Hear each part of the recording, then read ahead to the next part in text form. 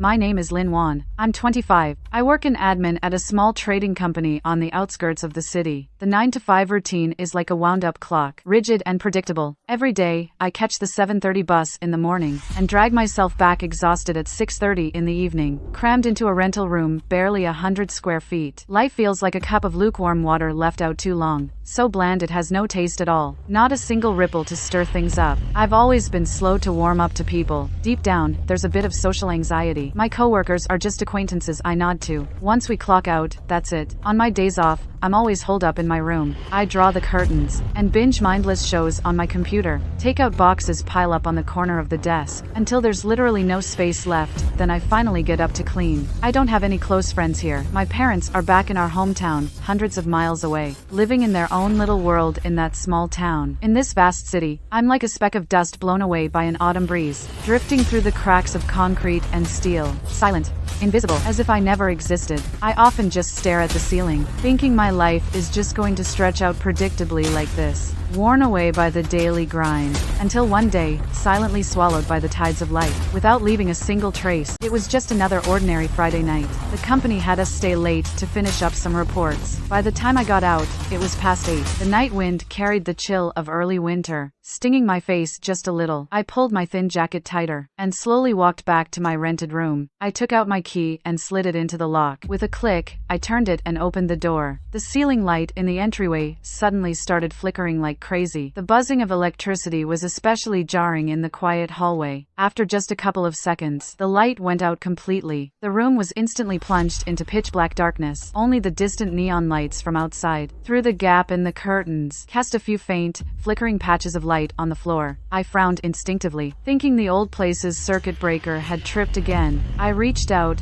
feeling for the light switch on the wall. My fingertips had just touched the cold, rough surface, when a sudden, intense wave of dizziness rushed to my head. The world spun around me. All the sounds around me became muffled. My body felt like it had lost all strength, and I fell straight to the ground, completely losing consciousness. When I woke up again, my back was against a soft, warm wool carpet. Its fine texture made me pause in surprise. I propped myself up and slowly sat up. My head is still heavy and foggy. My temples are throbbing. I looked down at myself. I'm still wearing the same faded commuter shirt and black dress pants from last night. Even the ink stain I accidentally got on the cuff is still there. Nothing seems out of the ordinary, but looking around, this is definitely not my cramped, tiny rental with appealing wallpaper. Instead, it's a spacious, bright, unfamiliar living room. The decor is minimalist Scandinavian style. A light gray fabric sofa, a wooden coffee table, and a large bookshelf against the wall filled with neat rows of books. A huge floor-to-ceiling window takes up one entire wall. Warm sunlight streams through the clean glass, falling onto the light brown wooden floor, forming dappled patches of light. A faint, fresh woody scent lingers in the air, just as I'm lost and confused, not knowing where I am, and emotionless, flat, electronic female voice suddenly echoes in my mind. So clear, it's as if it's right beside my ear. Login number 73, Lin Wan. Welcome to the apocalypse simulation world. Current time, the 15th of November 2075. 30 days until the full-scale outbreak of the apocalypse. This world is a full sensory reality simulation. Mission objective, survive until the rescue signal is broadcast. Success will allow your return to the original world. Failure will result in permanent confinement to this world. I froze in place. I was stunned for a long moment, slowly processing this information. Post-apocalyptic simulation world. Login user. Survival mission. These were terms I'd only ever seen in online novels. How could they suddenly appear in my life? What the hell is going on? Instinctively, I reached up and pinched my own arm. A sharp pain shot through me, sharp and real,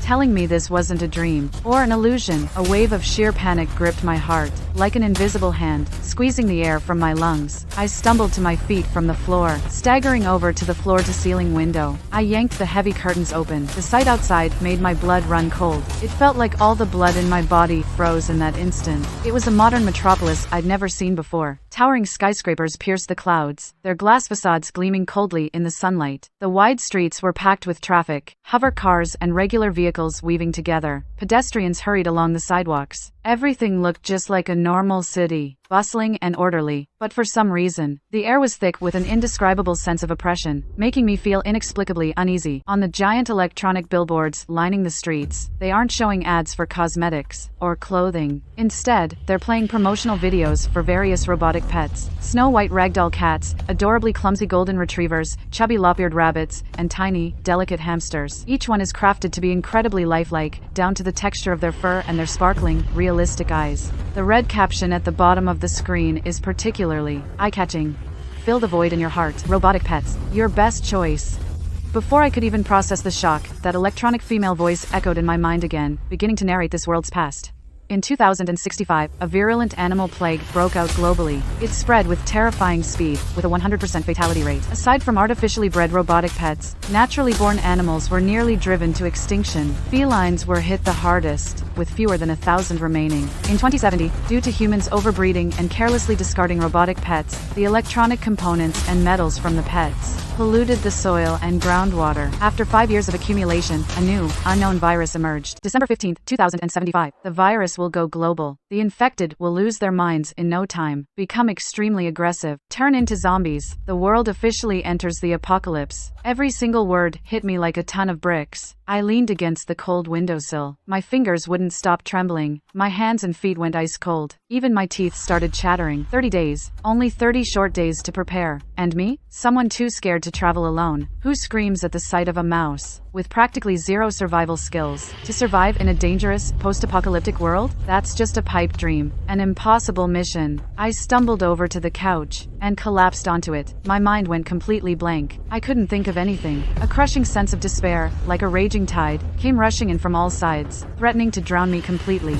I don't know how long I sat there. From afternoon until dusk, the sunlight outside the window slowly faded. The sky gradually darkened. The motion sensor light in the living room flicked on as I shifted my weight. The soft glow calmed my chaotic thoughts. Just a little. Crying and being afraid are useless. My current situation doesn't allow me to wallow in negative emotions. If I want to return to that ordinary but stable world, if I want to survive, I have to pull myself together. I'll do everything in my power to prepare. I take a deep breath. I force myself to calm down. I start carefully examining this unfamiliar house. It's a spacious 2-bedroom apartment. It's on a high floor. The view is wide open. Looking out from the floor-to-ceiling window, I can clearly see the street below and the surrounding buildings. Right downstairs is a large chain supermarket, just a few minutes walk away. There are also pharmacies, convenience stores, and fresh markets nearby. The supporting facilities are unbelievably complete. You could say the location is absolutely ideal. I get up and walk to the entrance. The shoe cabinet is a simple, white custom piece. A few brand new pairs of slippers are neatly arranged on top, and right in the center of the shoe cabinet sits a stylish, new smartphone. Its screen is lit up. It's showing the unlock screen. Almost without thinking, I enter my own birthday. With a click, the phone unlocks. I open the Ubao app. A long, 8-digit number appears on the screen. I stared at that string of numbers for a long time. My jaw dropped in disbelief. My heart was pounding. In this world, I'm actually filthy rich. Besides the phone, there was a brown envelope on the shoe cabinet. I opened it up. Inside was a bright red property deed. The address on it was exactly this apartment that I'm standing in right now. And in the property owner section, my name, Lin Wan, was clearly written. This spacious, bright apartment is actually mine. Right then, a sound rang out. Right then, a sound rang out. The electronic female voice chimed in again, right on cue. The electronic female voice chimed in again, right on cue. It answered my confusion. This world provides basic survival supplies for entrants, including property, funds, and communication devices. After the apocalypse breaks out, water, electricity, and internet will remain operational. To assist entrants in completing the survival mission, my anxious heart instantly settled. I let out a long sigh of relief. My back was soaked with cold sweat, but I felt a lot lighter all over. I have a house, I have money, and I have uninterrupted utilities. This is already the best starting hand. 1,000 times better than I imagined. I gripped the phone in my hand tightly. My knuckles turned white from the force. I told myself silently, Lin Wan, don't chicken out. Don't be afraid. It's just the apocalypse. It's just a survival challenge. To get back, to stay alive, I'll fight. In the days to come, I've fully embraced the crazy domestic goods frenzy. I'm pouring all my time and energy into it. Online shopping has become my main go-to. My fingers are constantly swiping on the phone screen. Order notifications keep pinging non-stop. Staple food is the foundation of survival. Rice,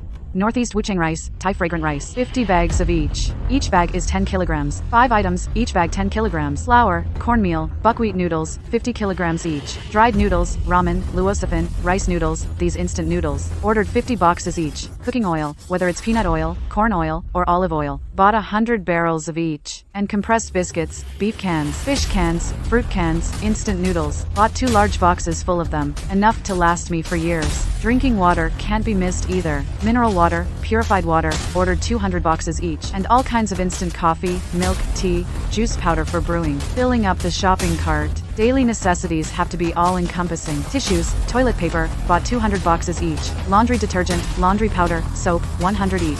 Shampoo, body wash, conditioner, body lotion. From budget to high-end. Bought 50 bottles each. Sanitary pads, panty liners, period panties. From daily use to overnight use. From regular to extra long. Bought a whole cabinet full. Enough to last until the end of time. Toothbrushes, toothpaste, towels, bath towels, dishcloths, dish soap, toilet cleaner. Every daily necessity I could think of. I bought them all in one go. Afraid I might miss something. Online shopping is convenient, even if it can't be delivered directly to your door. But for some things, you just feel better picking them out in person at the supermarket. I put on a mask and a baseball cap and bundled myself up tight. This was my first time stepping out of the apartment. The neighborhood was stunningly beautiful. Vast green spaces, lush trees, neatly trimmed lawns, winding cobblestone paths, and relaxing gazebos. There weren't many people around. It was exceptionally quiet. Occasionally, I'd pass a few pedestrians, but they were all in a hurry. The large supermarket downstairs was spacious and bright. The shelves were stocked with a dazzling array of goods, everything neatly arranged. It wasn't too crowded, probably because it was a weekday. Missing the usual hustle and bustle, I pushed a shopping cart and wandered through the supermarket. If I saw something useful, I'd just toss it in the cart, without even looking at the price. Soon, one cart was completely packed. I got a second, then a third cart.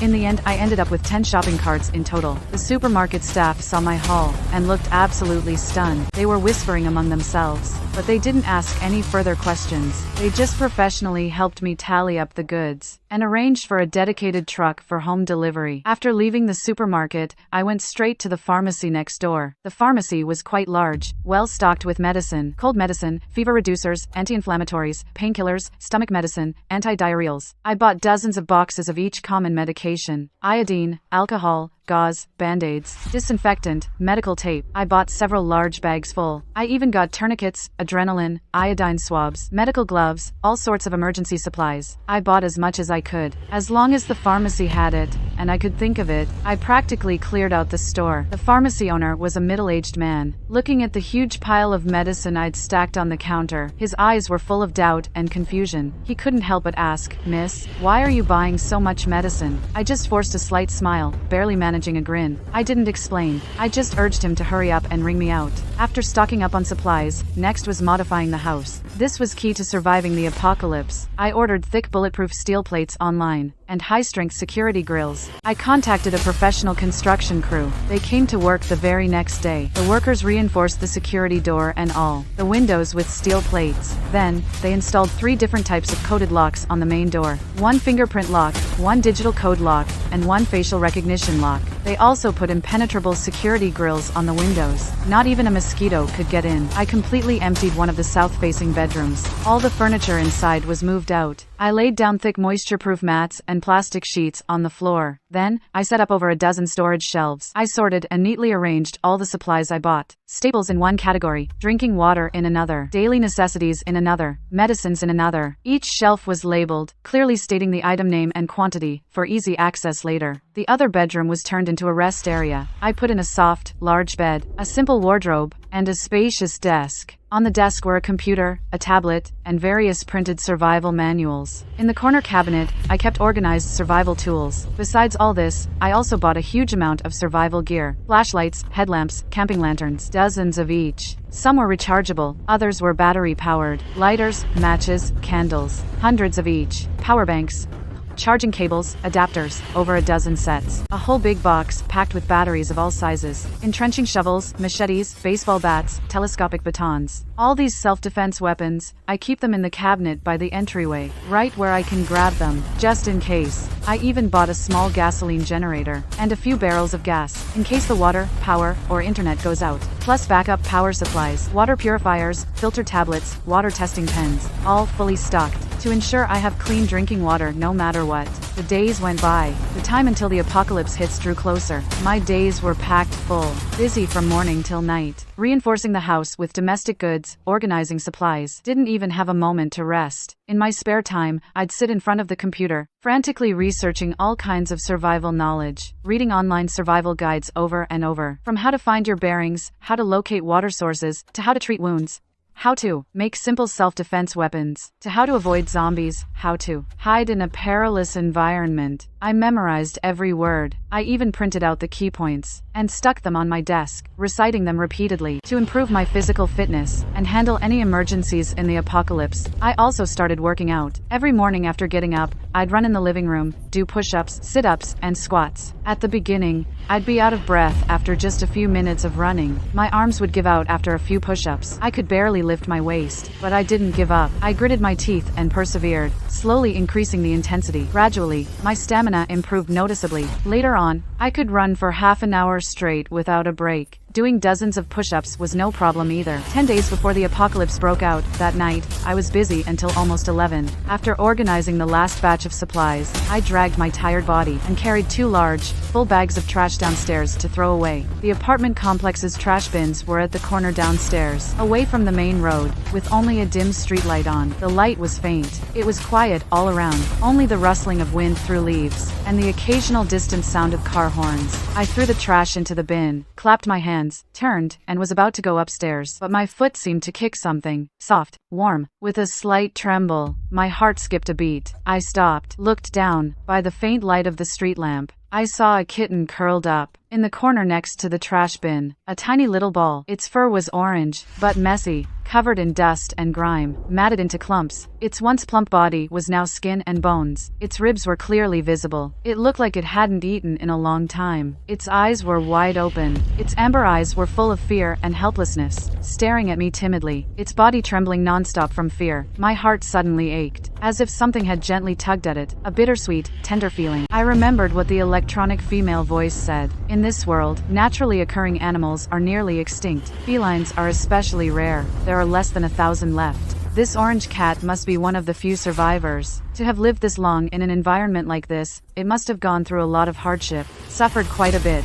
I crouched down, softened my footsteps, carefully reached out my hand, wanting to pet its head, to soothe its nervousness, but it flinched back in fear. Its tiny body curled into a ball, letting out a faint meow, a sound as thin as a mosquito's hum, intermittent, as if it could stop breathing any moment. Seeing it in this pitiful state, my heart just melted. My eyes grew slightly warm. Haven't I been the same? In this strange, simulated post-apocalyptic world, with no one to rely on, alone and helpless, like a tiny boat adrift on a vast sea, not knowing where the future lies, not knowing if I can even survive. And this little cat, just like me, in this enormous city, all alone, with no one to lean on, can only struggle desperately to survive. Its clear, helpless eyes were like a mirror, reflecting the loneliness and fear in my own heart. I remembered what the electronic voice said about how precious felines are in this world, and I remembered the loneliness of my own journey so far. A sudden surge of emotion welled up inside me. It made me decide. I'm taking this little cat home. I'll take good care of it. Don't be afraid. I won't hurt you. I softened my voice, slowly moved closer, pulled a sausage from my pocket.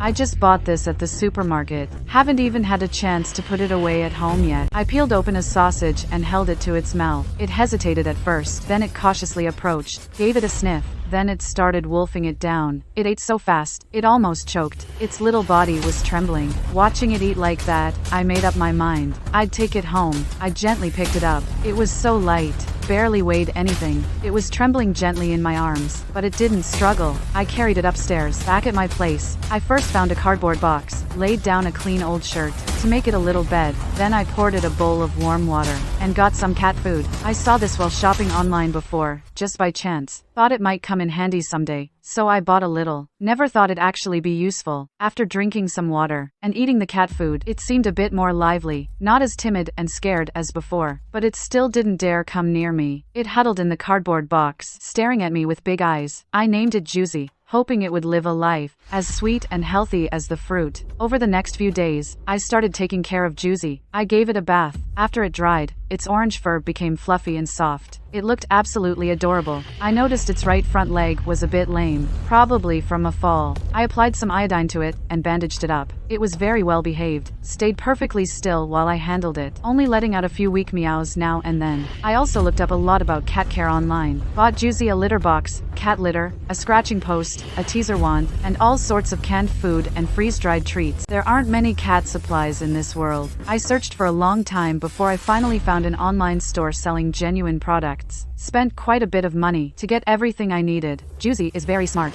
He quickly learned how to use the litter box and slowly adapted to the new environment. He's not as scared of me as he was at the beginning. When I'm busy, he'll quietly lie down beside me and watch. When I'm resting, he'll jump onto the sofa and curl up next to me to sleep, his little body pressed against me, so warm and cozy. I talk to Juicy every day, even though he doesn't understand. Seeing him tilt his head and look at me warms my heart. In this strange world, amidst the fear of the impending apocalypse, Juicy's appearance was like a ray of light, illuminating my gloomy life, giving me immense comfort and courage. I no longer feel lonely, because I know I'm not alone anymore. I still have Juicy. I have to live on, not just for myself, but also for Juicy. 3 days until the apocalypse breaks out. I checked the supplies at home one more time, making sure nothing was missed. The house reinforcements got a final check too, to ensure everything was foolproof. I also organized all of Juicy's things and put them in my bedroom to make it easier to take care of him. Juicy seemed to sense the tension in the air too. He kept sticking close to me, not leaving my side for a second. December 15th, 2075. The apocalypse arrived as scheduled, without a single warning. Like a long-planned downpour,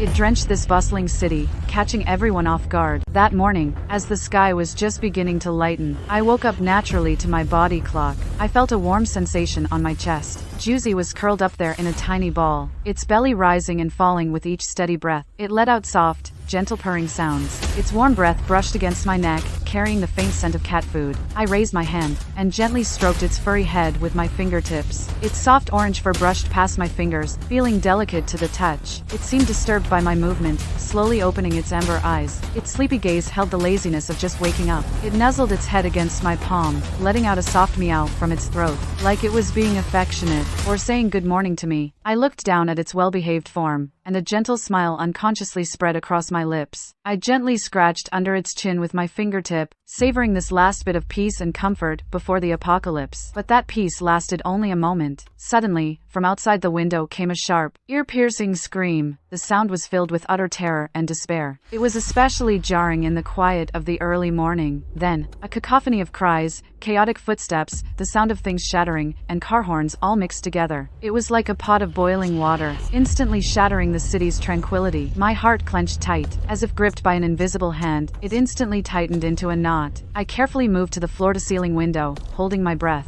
With a finger, I gently pulled back a corner of the heavy curtain, just enough to create a narrow gap. I peeked down below. The street below was already in complete chaos. The once orderly streets have now become a living hell. Pedestrians are fleeing in all directions like mad. Some, in their panic, crash into the roadside railings. Others fall to the ground. Before they can even get up, they're pounced on by several grotesque-looking individuals. Their faces are as pale as paper, devoid of any color. Their eye sockets are sunken. Their eyes are hollow and lifeless. Not a trace of vitality remains. Thick drool hangs from the corners of their mouths, dripping down their chins, soaking their clothes. Their movements are stiff and unnatural, yet they possess a frenzied, brute strength. They gnaw and tear at the fallen with a guttural sound. Crimson blood stains the ground. The sight is painful to behold. These people are exactly what the electronic female voice mentioned. The dreaded zombies that strike fear into hearts. The number of zombies swells like a tide, growing ever larger, pouring out from every corner of the streets. Soon, they overrun the entire street. They wander aimlessly, Upon spotting any living thing, they frantically lunge at it, biting, tearing, and dragging. The once bustling city, teeming with traffic and life,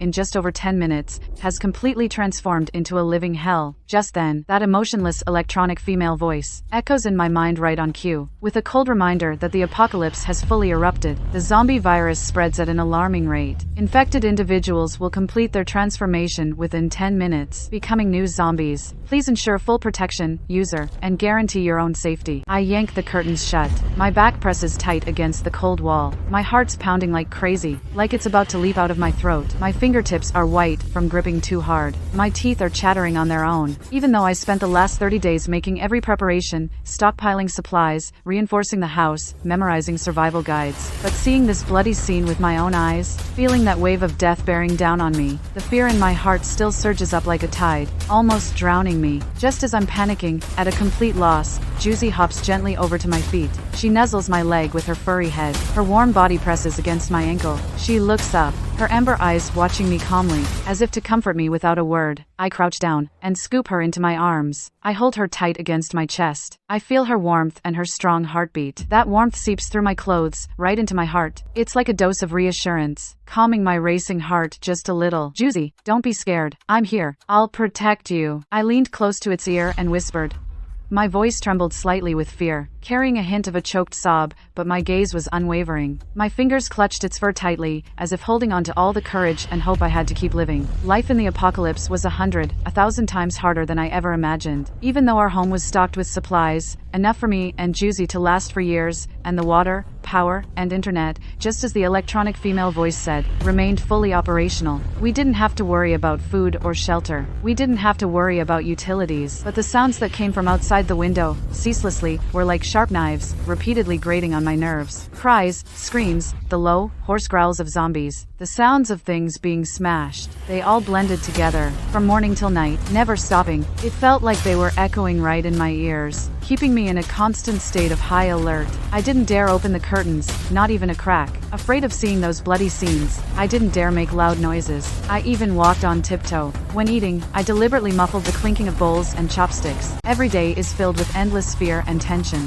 My nerves are stretched tight, like a string about to snap. Juicy seems to understand me innately, as if it can sense the terror and unease deep in my heart. It's no longer as lively and playful as it used to be, no longer bouncing around to play. Instead, it stays quiet, staying obediently by my side, not making a fuss. Only when it's hungry or thirsty will it walk over to its food bowl and let out a few soft meows. Its voice is soft and gentle, afraid of disturbing me. Whenever I feel down because of the sounds outside the window, filled with despair, it would quietly jump to my side, rubbing its little head against my cheek, gently licking my fingers with its warm tongue. That soft touch and gentle warmth always managed to soothe the anxiety and fear in my heart, bringing me a rare sense of comfort and warmth. To conserve supplies as much as possible, to face an uncertain future, I started strictly controlling my diet, changing from 3 meals a day to 2. Each meal is extremely simple, either soggy instant noodles or opening a can of meat, with a few bites of bread, just enough to barely fill my stomach. I never dared to take an extra bite. But for my cat, Orange, I've never been the least bit stingy. Even if I ate simply myself,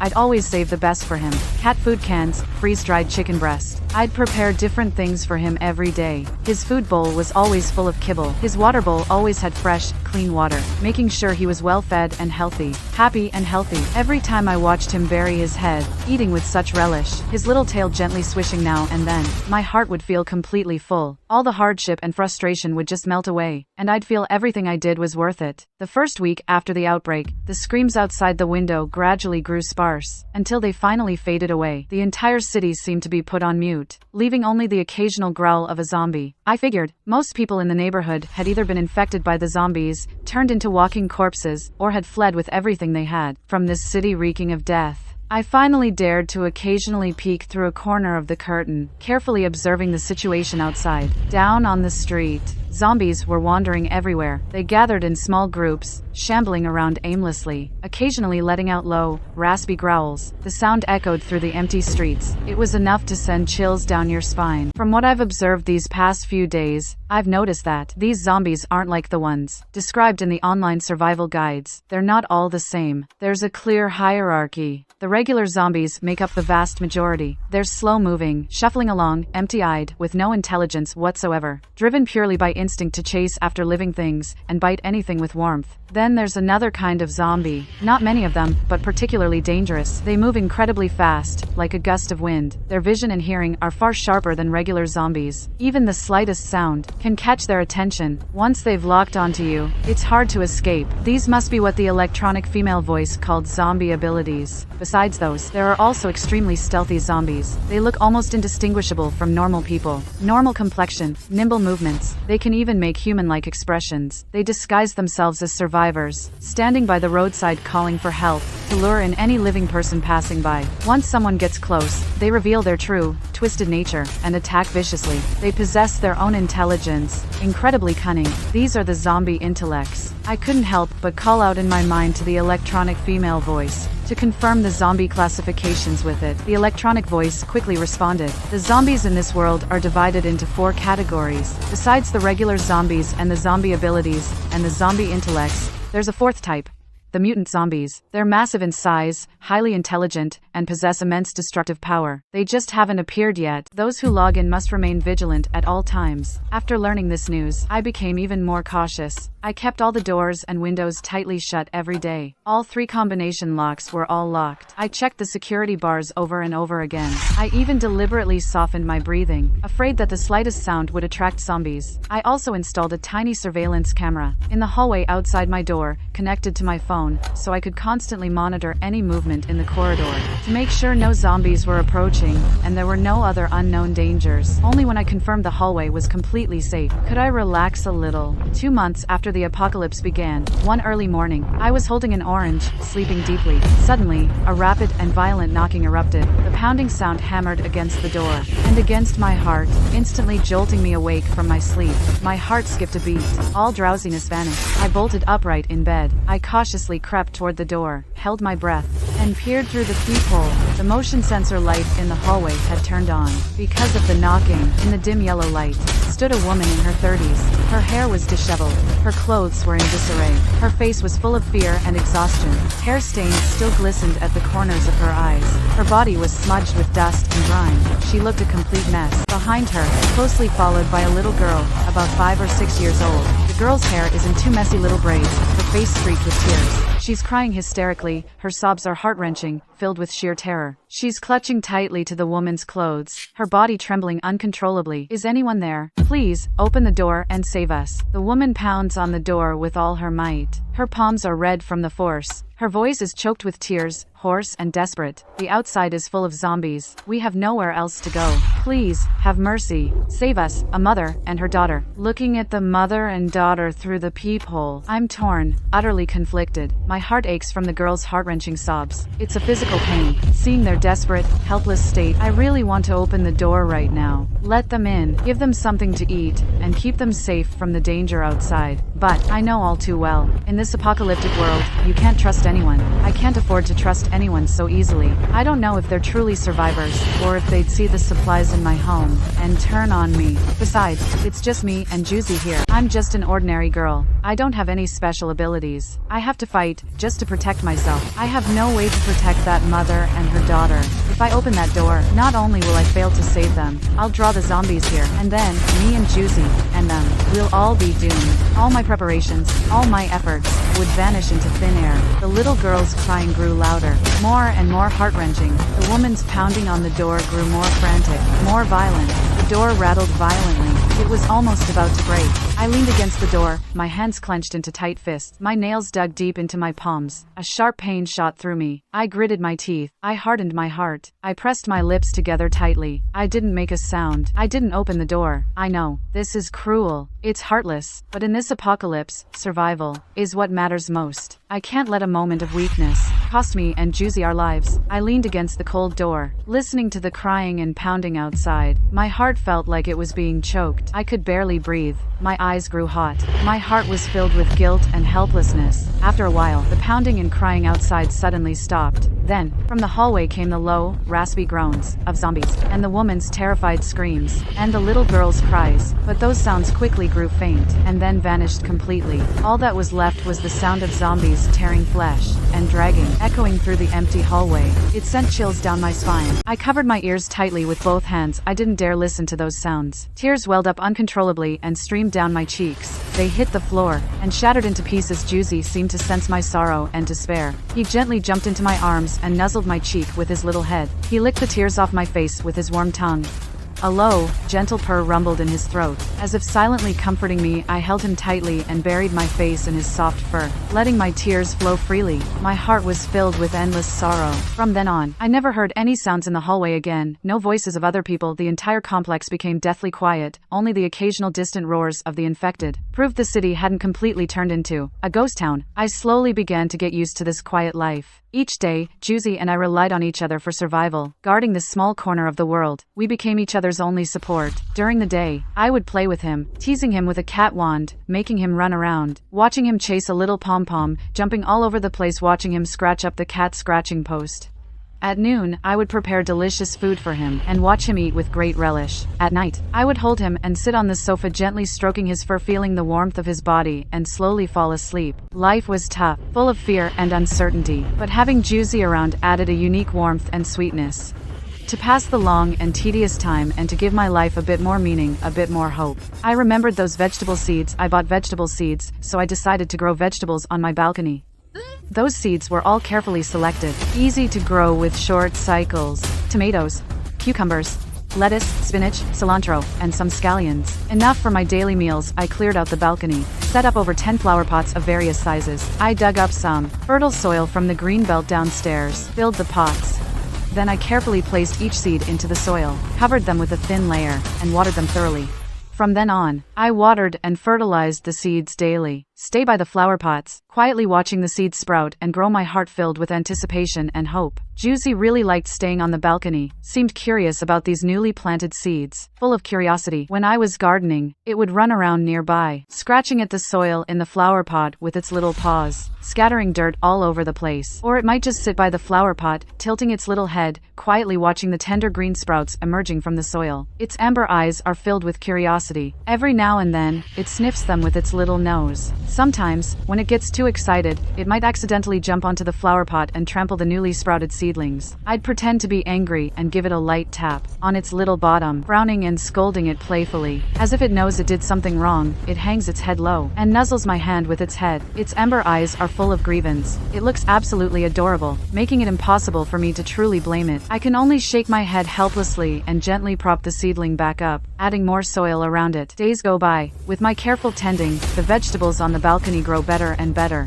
The lettuce and spinach have grown lush, green leaves, tender and fresh, a joy to behold. The chives grow thick and lush, giving off a faint, fresh scent. The tomato vines have climbed up the trellis I built, bearing small, green tomatoes that slowly turn bright red, like little lanterns. The cucumber vines also climb up the trellis, blooming with delicate yellow flowers, and producing slender, long cucumbers, hanging from the vines, utterly charming. Looking at this vibrant green on the balcony, my heart fills with a sense of accomplishment and hope. As if in this dark, post-apocalyptic world, I've caught a glimpse of a dazzling light. Finally, I don't have to eat instant noodles every day and canned food anymore. Now I can pick fresh vegetables every day, wash them clean and make a salad, or cook a bowl of vegetable noodles. Even without meat, it tastes incredibly delicious. Eating it, it warms both my mouth and my heart. It makes me feel utterly content. 6 months after the Songshi outbreak, the city was already shrouded in a deathly silent gray. Only the patch of green on my balcony remained a rare spark of life in this desolate world. That afternoon, the warm sunlight filtered through the gaps in the security bars and spilled onto the balcony. It cast a gentle glow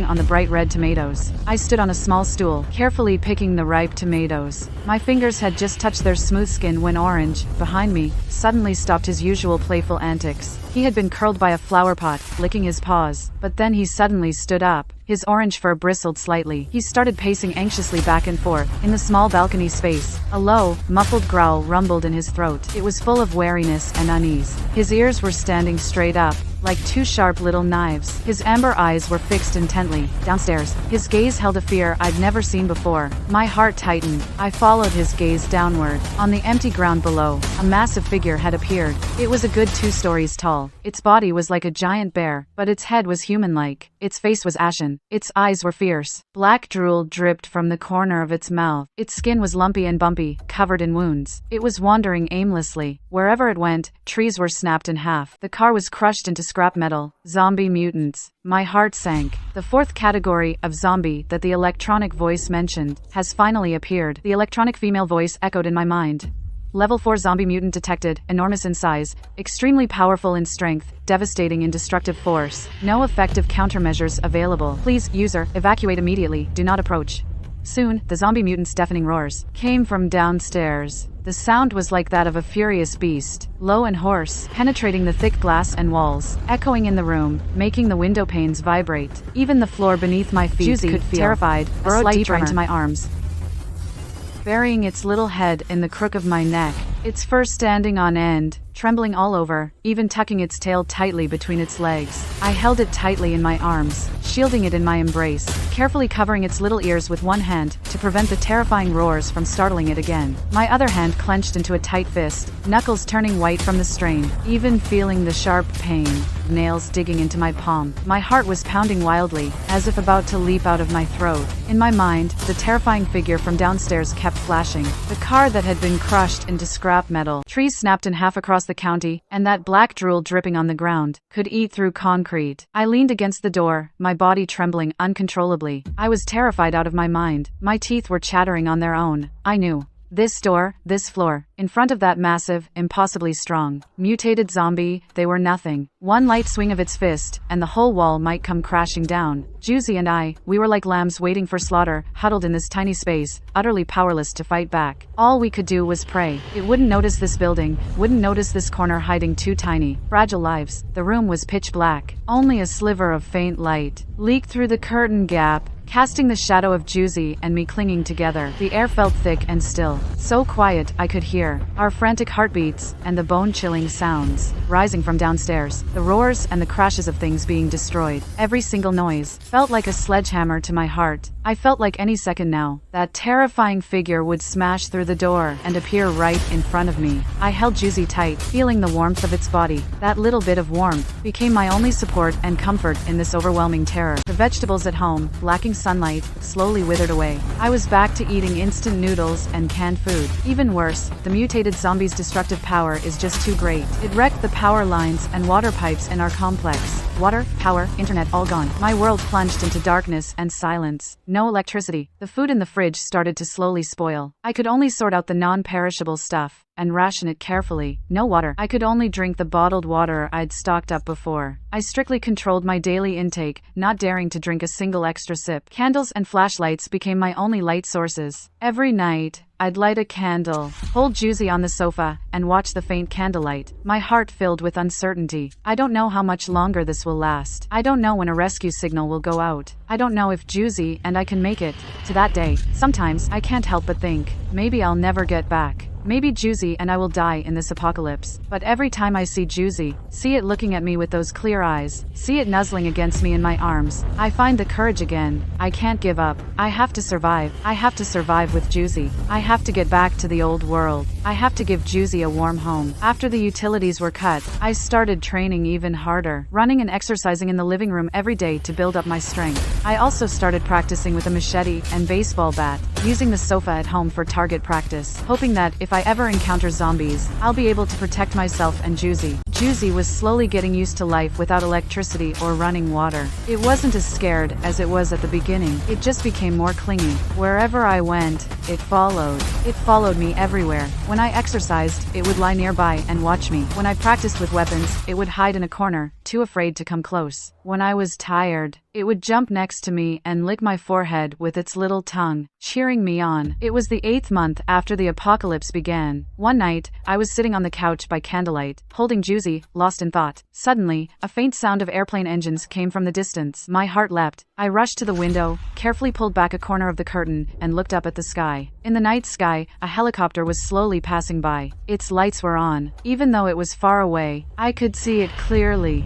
Next to the helicopter were several drones, circling in the air. Rescue. It's a rescue. I was trembling with excitement. Tears started flowing. Juicy seemed to sense my joy, rubbing against me in my arms, and letting out happy meows. An electronic female voice sounded in my mind. Official rescue signal detected. Rescue helicopters have arrived in the city. Search and rescue for survivors is underway. All survivors, proceed to the designated assembly point. Await rescue. I quickly wiped away my tears and started packing my things. I gathered the remaining supplies from home and packed it into a large backpack. Then I packed Juicy's things into a smaller bag. I then put Juicy into her carrier and slung it on my back. I picked up my machete and baseball bat and secured them at my waist. I checked the door one more time. After confirming it was secure, I unlocked the deadbolt. The hallway was pitch black, dead silent. The only sounds were my footsteps and Juicy's breathing. I turned on my flashlight and carefully made my way downstairs. With every step, I was extra cautious. No zombies in the hallway. Looks like they were all scared off by the mutated zombie. I made it downstairs without incident. In the open area of the complex, the mutated zombie was still wandering. The roar of the helicopter made it even more agitated. It kept letting out guttural growls. I didn't dare get close. I could only skirt along the complex's wall, carefully heading towards the designated assembly point. Along the way, I encountered a few zombies, just the regular kind, slow moving. I tightened my grip on the machete, took a deep breath, and charged forward, swinging for their heads. Even though it was my first real encounter with zombies, I wasn't scared at all, because I knew Juicy was counting on me. I had to protect her. One by one, the zombies fell to my blade. I'm covered in zombie blood. It's sticky and gross. It's awful, but I don't have time to care about that. I just keep running forward. Juicy is in the cat carrier, quiet and still, not making a single sound, as if he knows I'm protecting him. After walking for about half an hour, I finally reached the designated rally point. It's a large square. Quite a few survivors have already gathered there, all loggers like me. Everyone's face is full of exhaustion and relief. Around the square, soldiers are standing guard, armed, watching their surroundings vigilantly, keeping the zombies at bay. I walk to the center of the square, put down my backpack, and take Juicy out of the carrier, holding him tight in my arms. Juicy nuzzles my face, letting out a soft, gentle meow, as if celebrating that we've finally been rescued. The soldiers give each of us water and food, and register us. I sit on the ground in the square, holding Juicy, eating some bread, drinking water, watching the helicopters in the sky. My heart is full of gratitude. 8 months of life in this apocalypse. 8 months of sticking together through thick and thin. Juicy and I finally made it through. The next morning, rescue helicopters are evacuating survivors in waves. We leave. I hold Juicy in my arms and board the helicopter. The helicopter slowly ascends, leaving the ground. I look down through the window. The once bustling city now lies in ruins. Everywhere is rubble and the undead. My heart is filled with emotion. The helicopter flies for about 2 hours and lands in a safe zone. Inside the safe zone, there are many makeshift tents, as well as a hospital, cafeteria, and supermarket. It's simple, but full of life.